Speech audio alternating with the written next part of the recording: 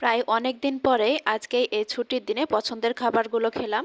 আসসালামু আলাইকুম, আশা করছি আল্লাহর রহমতে সবাই ভালো আছেন, সুস্থ আছেন। আমরাও আলহামদুলিল্লাহ ভালো আছি। আমি আজকে শুক্রবার ছুটির দিনের একটি ভ্লগ আপনাদের সাথে শেয়ার করতে যাচ্ছি। আশা করছি আপনাদের আজকের ভিডিওটি ভালো লাগবে। তো এখানে সকালবেলা ঘুম থেকে উঠে ফ্রেশ হয়ে তারপর পান্তা ভাত নিয়ে বসে গিয়েছি। আজকে পান্তা ভাত দিয়ে সকালের নাস্তা সেরে ফেলবো। তাই এখানে পান্তা ভাত শুকনা মরিচ ভেজে নিয়েছি আর পেঁয়াজ কেটে নিয়েছি, আর সাথে ছিল ঝুরা মাংস। গরমের দিনে পান্তা ভাত পছন্দ করেন না এমন মানুষ হয়তো খুঁজে পাওয়া খুব মুশকিল। তো আমারও পান্তা ভাত খেতে কিন্তু অনেক ভালো লাগে। সকালবেলা খাওয়া দাওয়া সেরে এখানে কিছু কাজ ছিল, যেমন বাজার থেকে ডাল আনা হয়েছিল। তো আম, মুগ ডাল আমি আমার মেয়ের খিচুড়িতে দিই।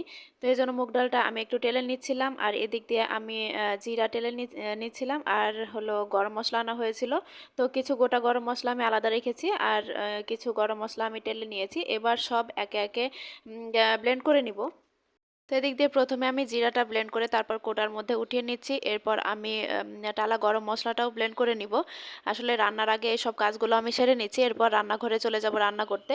তো আমার আজকের ভিডিওটি যদি আপনাদের ভালো লেগে থাকে তাহলে প্লিজ একটা লাইক দিবেন, আর কমেন্টের মাধ্যমে অবশ্যই আপনার মূল্যবান মতামত জানাবেন।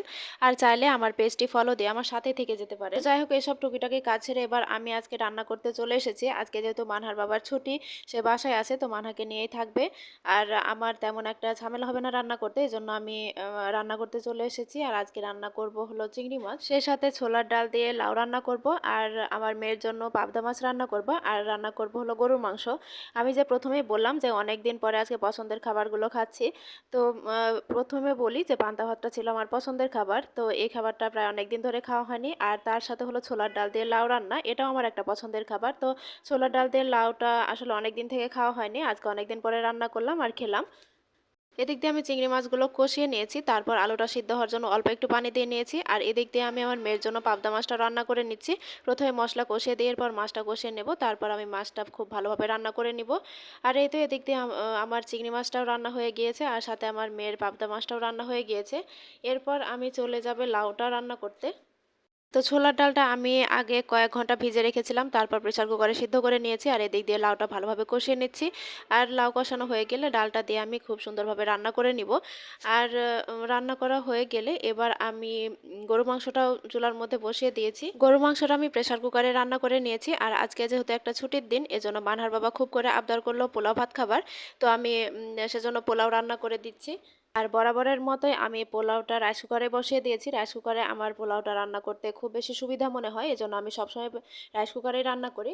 আর এই তো রান্না শেষে গোসল হাত ছেড়ে এখন আমরা মা মেয়ে মিলে খেতে বসে গিয়েছি। এর মধ্যে মানহার বাবা নামাজে গিয়েছে, তো ও নামাজ থেকে আস্তে আস্তে লেট হয়ে যাবে, আর এর মধ্যে আমার মেয়েও ঘুমিয়ে যাবে, এজন্য আমি খেয়ে নিচ্ছি আর ওকেও খাইয়ে দিচ্ছি। তো আজকের ভিডিওটি এ পর্যন্তই। ভিডিওটি আর বেশি বড় করছি না, পরে আবার কোনো নতুন ভিডিওতে কথা হবে। আল্লাহ হাফেজ, আসসালামু আলাইকুম।